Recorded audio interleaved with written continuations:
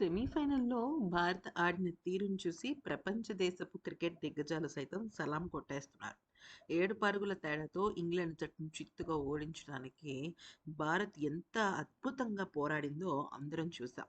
అయితే ఈ మ్యాచ్‌కి ముందు పాకిస్తానీ మాజీ క్రికెటర్లు రషీద్ లతీఫ్, మహమ్మద్ అమీర్, షాహిన్ అఫ్రిది వంటి వారు టీమిండియా గెలవదని ప్రెడిక్షన్‌లు చేశారు. వారి సొంత జట్టు పాకిస్తాన్ గ్రూప్ దశ నుంచే నిష్క్రమించిన నేపథ్యంలో తమ జట్టు లోపాలను సరిచేసుకోకుండా భారత్ పైన ప్రతికూలమైన వ్యాఖ్యలు చేశారు. అయితే దీనిలో ఒక్కరు మాత్రం మినహాయింపు, అదే షోయబ్ అఖ్తర్.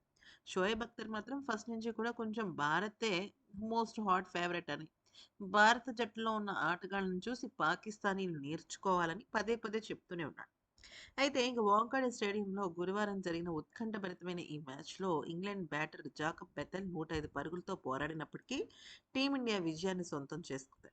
అయితే ఇక తాజాగా దీనిపైన షాహిన్ ఆఫ్రిది వ్యాఖ్యానిస్తూ ఏమన్నాడంటే, ఒత్తిడిలో ఎలా రాణించాలో టీమిండియాను చూసి ఇతర జట్లు నేర్చుకోవాలి అంటూ జోస్యం పలికాడు. అంటే జోస్యం అని కూడా చెప్పలేం గానీ, నీతి సూక్తులు అంటారు చూసారా? అలా చెప్పాడనమాట.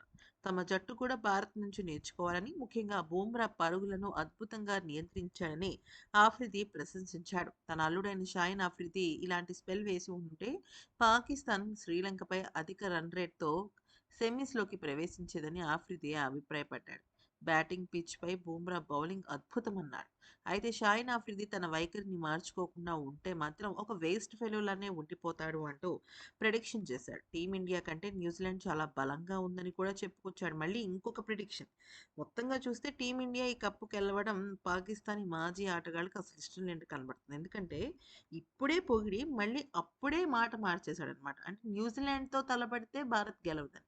అయితే కింద కామెంట్స్ ఏం రాస్తున్నారంటే, మీరు గెలవదు అన్న ప్రతిసారి భారత్ గెలుస్తుంది కాబట్టి ఇది మాకు శుభసూచకమే అంటూ కుక్క కాటుకి చెప్పు దెబ్బ అన్నట్టుగానే స్పందించారు.